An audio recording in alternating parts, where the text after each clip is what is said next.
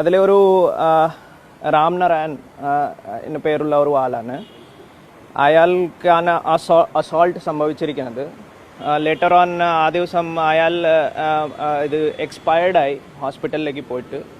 So അതിൽ പിന്നെ Walayar police സ്റ്റേഷനിൽ നിങ്ങൾ ഒരു മർഡറിൻ്റെ സെക്ഷൻ വെച്ചിട്ട് കേസ് രജിസ്റ്റർ ചെയ്തിട്ട് 5 പ്രതികൾക്ക് ഇതുവരെ അറസ്റ്റ് ചെയ്തിട്ട് നിങ്ങൾ റിമാൻഡ് ചെയ്തിരിക്കുകയാണ്. ഇനി കൂടുതൽ വകുപ്പുകൾ ഇവർക്കെതിരെ ചുമത്തും, കാരണം SC അട്രോസിറ്റി അടക്കം ഉള്ള വകുപ്പുകൾ ചുമത്താനുള്ള സാധ്യതയുണ്ടോ? പിന്നെ ആൾക്കൂട്ട മർദ്ദനത്തിന് മറ്റ് പ്രത്യേക വകുപ്പുകൾ ചുമത്തും അങ്ങനെയാണ്. ഇതിൽ നമ്മുടെ ഇൻവെസ്റ്റിഗേഷൻ ഇപ്പോൾ നടക്കൊണ്ടിരിക്കുകയാണ്.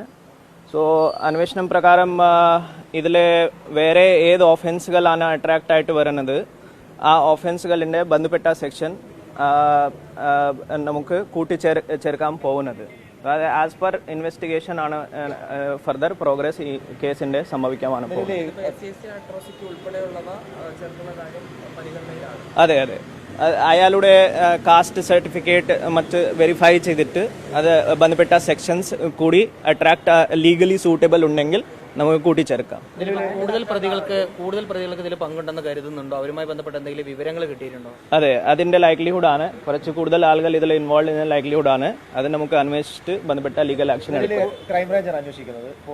ഇതിലെ ഒരു SIT ഫോം ചെയ്തിരിക്കുകയാണ്. ഇപ്പോൾ ഒരു DYSP ഡിസ്ട്രിക്ട് ക്രൈം ബ്രാഞ്ചിന്റെ നേതൃത്വത്തിൽ ഒരു 10 മെമ്പറിന്റെ ഒരു SIT ആണ്. അത് എന്റെ ഡയറക്ട് സൂപ്പർവിഷനിലാണ്, direct supervision of SP Palakkad.